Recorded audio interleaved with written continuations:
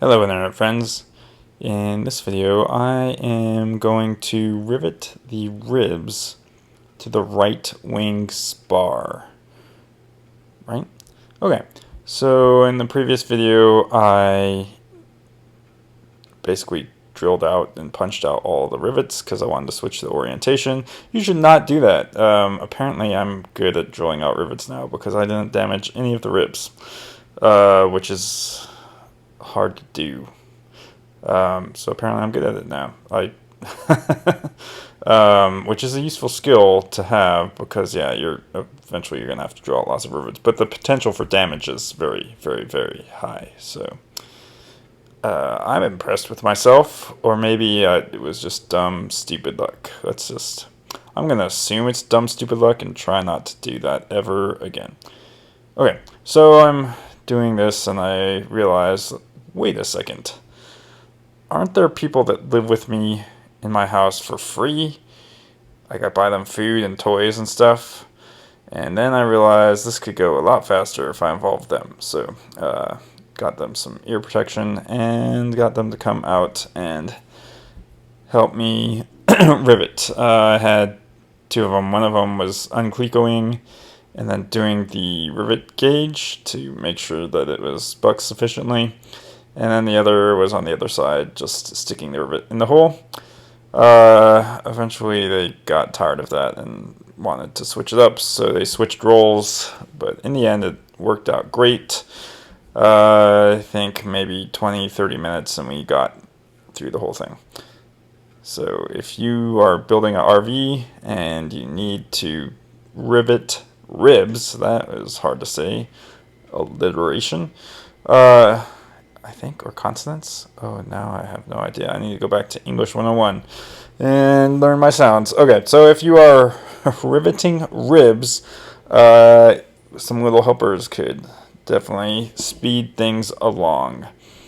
And it's not complicated, and as you can see, a 10-year-old can be a good helper, or a 12-year-old, 10 and up. Although an 8-year-old would probably suffice in a pinch.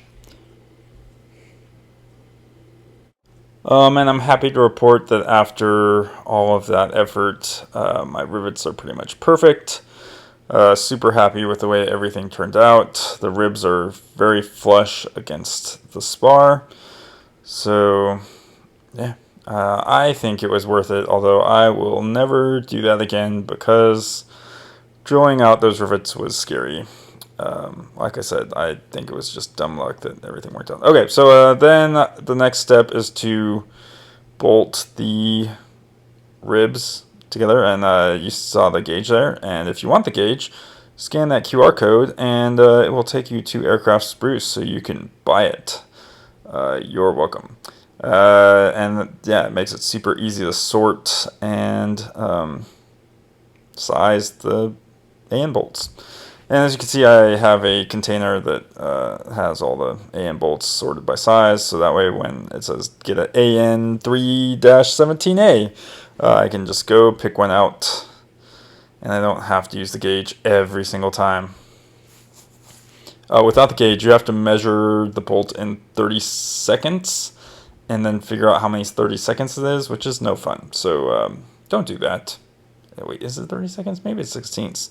Now I'm confused. Or 8s. Oh, it could be 8s. Anyway. Yeah, I'm too lazy to go look that up. It seems bigger than 30 seconds, but what do I know? Alright, so at this point I realize, oops, there's one step that I was supposed to do before the, the bolts. And that is to rivet these little, well, basically the top forward flange of the ribs. Let me show you, because this was confusing and I screwed this up here. So I am going to save future RV-14 builders some time, hopefully. Okay, so the plans say to rivet the top forward flange in 2 places here. And what it means by two places is it means the top and the bottom. Now that's confusing because there are two rivets there. But if you can see, they're in line with the screws. And you know what happens with the screws is the tank gets screwed in there. So the rivet is going to be flush, and then the tank is going to attach with the screws. So the skin's going to go over it. And there's no riveting the tank to the wing. It is screwed into the wing. So silly me made a mistake and riveted all the way down the top. But yeah, you should only rivet where the screws are. So only halfway down, which is where the tank is going to be. So don't be me. And also don't rivet both holes, just rivet the forward one. So careful reading of the plans there, like I'm doing right now, and figuring out that I made a mistake. Don't be me. Learn from my mistake. Okay, let's see. What else do I have? Don't have any news really. Oh, I have a rant.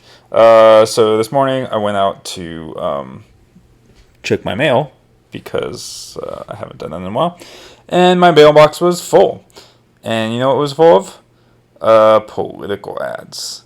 And you know what I promptly did with all of those ads? I threw them in the garbage. I didn't even bother reading one. So next time someone says a campaign cost them $100 million, yep, they paid someone to print something for me to throw in the trash. So I don't know why can't we just have smart campaigns, right? Like, you guys know what I like because of YouTube. You could just advertise directly what I want, like end daylight savings time, right? That would make me vote for you. Anyway, thanks for watching. If you're also building an RV, then come join the RV Slack group, and the link is in the description of this video. See you there, and click the QR code that will take you there. Okay, P.S. If you're still here and you're also wondering how to publish with the iPad to YouTube, I found out how not to publish 4K. In the main screen, when you choose the project, you click the send icon and then click options, and then there's the option there to select a resolution. You can select a lower resolution and then save it to a file and then upload to YouTube. So I hope I helped anybody else that is also trying to figure out how to publish videos with the iPad. You're welcome.